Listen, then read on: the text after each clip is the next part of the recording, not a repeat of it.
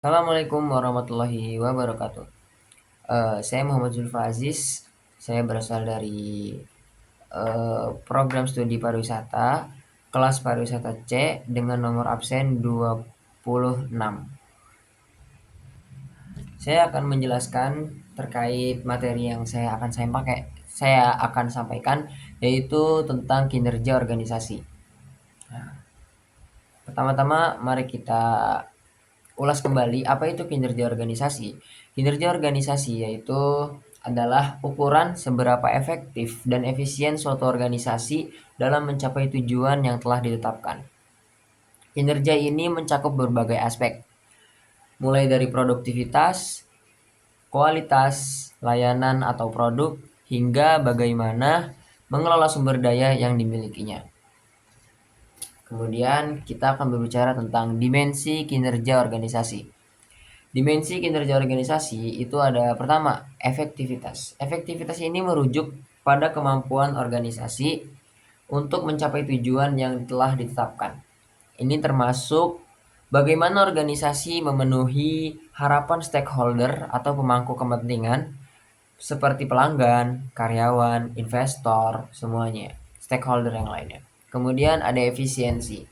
Efisiensi ini berkaitan dengan bagaimana organisasi memanfaatkan sumber daya seperti waktu, uang, tenaga kerja, dan lain-lain untuk mencapai tujuan tertentu. Semakin sedikit sumber daya yang digunakan untuk hasil yang sama atau lebih, semakin efisien organisasi tersebut. Kemudian ada inovasi dan adaptasi. Apa ini? Kemampuan organisasi untuk berinovasi dan beradaptasi terhadap perubahan lingkungan eksternal. Organisasi yang kinerjanya baik harus mampu menanggapi tren baru, teknologi baru, dan dinamika pasar yang berubah dengan cepat. Itu ya. Yang keempat, ada kualitas. Berkaitan dengan seberapa baik produk atau layanan yang dihasilkan oleh organisasi itu sendiri.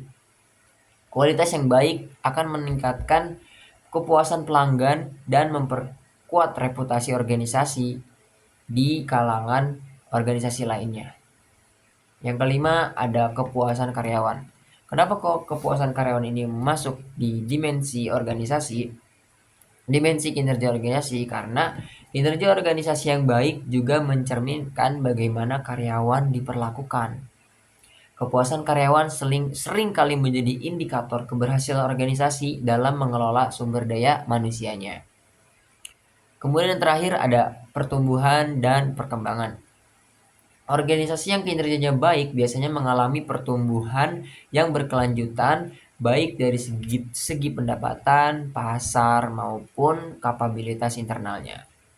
Mungkin itu dari dimensi kinerja organisasi. Kemudian kita akan masuk ke segmen indikator kinerja organisasi. Beberapa indikator yang digunakan untuk mengukur kinerja organisasi antara lain yaitu ada Key Performance Indicator atau KPI. Apa itu KPI? Ukuran spesifik yang digunakan untuk mengevaluasi keberhasilan organisasi dalam mencapai sasaran strategisnya. Gitu. Jadi maksudnya Key Performance Indicator ini untuk mengevaluasi keberhasilan organisasi ini. Jadi indikator-indikatornya dilihat bagaimana organisasi ini sudah tergolong berhasil belum gitu. Kemudian yang kedua adalah Balance Scorecard atau BSC. Apa itu BSC? BSC adalah alat manajemen kinerja yang mengukur kinerja organisasi berdasarkan 4 perspektif. Apa aja? Ada keuangan, pelanggan, proses bisnis internal, dan pembelajaran serta pertumbuhan. Itu dia. Ada 4 perspektif utama dalam Balance Scorecard atau BSC. Yang kemudian ada Return on Investment atau ROI. ROI adalah mengukur seberapa efektif organisasi dalam menghasilkan keuntungan. Keuntungan yang didapat dari organisasi ini, dari investasi yang dilakukan, gitu. Jadi return on investment ini lebih kepada investasi yang dilakukannya gitu. Jadi investasinya ini menghasilkan keuntungan nggak gitu. Kemudian ada market share yang terakhir ya.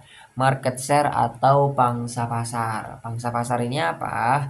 Pangsa pasar ini adalah indikator seberapa besar porsi pasar yang dikuasai oleh organisasi dibandingkan pesaing-pesaingnya. Jadi, bagaimana organisasi ini bisa menguasai pangsa pasarnya daripada pesaing-pesaingnya. Jadi ini menjadi indikator kinerja organisasi.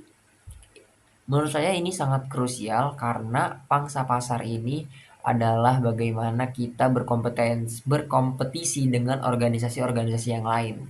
Jadi gitu. Jadi bagaimana kita bisa memiliki porsi yang besar untuk kita kuasai daripada organisasi-organisasi yang lain, pesaing-pesaing kita gitu. Mungkin itu segmen indikator kinerja organisasi. Kemudian kita akan masuk kepada segmen faktor. Faktor-faktor apa saja sih yang mempengaruhi kinerja organisasi itu? Gitu. Nah, mari kita lihat sejenak apa saja sih yang menjadi faktor-faktor yang mempengaruhi kinerja organisasi itu. Nah, nih jadi faktor yang mempengaruhi kinerja organisasi itu ada pertama, kepemimpinan. Kepemimpinan ini sangat menjadi faktor yang utama dalam mempengaruhi kinerja organisasi. Kenapa? Karena pemimpin pemimpin yang visioner, efektif, dan mampu mengarahkan organisasinya sangat berpengaruh terhadap kinerja organisasi itu sendiri. Karena pemimpin yang baik, pemimpin yang bagus akan menghasilkan organisasi yang hebat dan berhasil atau sukses. Jadi semuanya tergantung kepada kepemimpinan yang dimiliki oleh pemimpin itu sendiri gitu. Kemudian yang kedua ada budaya organisasi. Apa itu budaya organisasi? Budaya organisasi yang nggak jauh-jauh daripada kayak nilai, norma, praktik yang dianut dalam organisasi turut membentuk perilaku karyawan, perilaku anggota organisasinya. Anggota organisasinya yang akhirnya apa? Yang akhirnya berdampak pada kinerja keseluruhan organisasi tersebut. Jadi, budaya organisasi itu adalah bagaimana organisasi ini membentuk budaya atau kebiasaan yang akan berdampak pada kinerja organisasi. Misalnya, kalau misalkan budayanya tuh males-malesan, nggak disiplin, jadi akan berdampak banget pada kinerja organisasinya. Jadi gitu. Karena ini harus dilatih seperti kebiasaan, kedisiplinan itu sangat-sangat mempengaruhi kinerja organisasi. Gitu. Yang ketiga, ada sumber daya manusia. Kualitas sumber daya manusia ini menjadi faktor yang krusial. Karena apa? Organisasi yang memiliki karyawan dengan keterampilan tinggi cenderung lebih unggul dalam kinerja gitu. Jadi kualitas sumber daya manusia ini sangat-sangat penting. Karena apa? Karena organisasi yang memiliki karyawan yang keterampilannya tuh bagus, terus keterampilannya tuh baik, itu sangat cenderung lebih unggul dari organisasi-organisasi yang lain gitu. Kemudian ada teknologi dan inovasi. Teknologi dan inovasi adalah pemanfaatan teknologi yang tepat dan inovasi yang berkelanjutan, meningkatkan efisiensi dan kemampuan bersaing berorganisasi. Jadi maksudnya apa? Maksudnya semua organisasi kan memiliki teknologi ya. Maksudnya kita semuanya berusaha memanfaatkan teknologi dengan baik, dengan tepat, dengan inovasi-inovasi yang akan kita kembangkan untuk organisasi kita. Dengan harapan, dengan tujuan kita bisa menyaingi semua pesaing-pesaing kita dan mendapatkan keuntungan yang lebih besar gitu. Jadi apa? Jadi maksudnya kita harus pintar-pintar memanfaatkan teknologi yang ada, memanfaatkan inovasi-inovasi yang kita punya, keterampilan-keterampilan sumber daya manusia yang kita punya. Jadi gitu. Kemudian yang kelima dan terakhir dari faktor yang mempengaruhi kinerja organisasi yaitu manajemen yang strategis. Apa maksudnya? Perencanaan strategis yang baik memungkinkan organisasi untuk mengarahkan usahanya ke arah yang benar sesuai dengan perubahan lingkungan bisnis gitu. Nah, itu tadi materi kinerja organisasi. Kemudian kesimpulan yang bisa kita tarik. Kesimpulan yang bisa kita ambil dari materi kinerja organisasi ini adalah kinerja organisasi mencerminkan seberapa baik suatu organisasi mencapai tujuannya dengan memanfaatkan sumber daya yang ada secara efisien, efektif. Terus kemudian pemimpin, budaya, strategi, dan inovasi adalah faktor-faktor kunci yang mempengaruhi kinerja. Evaluasi berkala dan peningkatan terus-menerus berbagai pendekatan manajemen sangat penting. Kenapa? Karena untuk menjaga kinerja yang baik dalam jangka waktu yang panjang. Nah, oke, kemudian kita akan memasuki kepada segmen pertanyaan dan jawaban. Ini adalah segmen terakhir dari video kali ini dari kinerja organisasi ya. Jadi saya mendapatkan pertanyaan. Pertanyaannya adalah apa hubungan antara manajemen perubahan dan kinerja organisasi dalam konteks lingkungan bisnis yang dinamis? Pertanyaan yang cukup kompleks dan cukup bagus ya. Oke, mari kita jawab.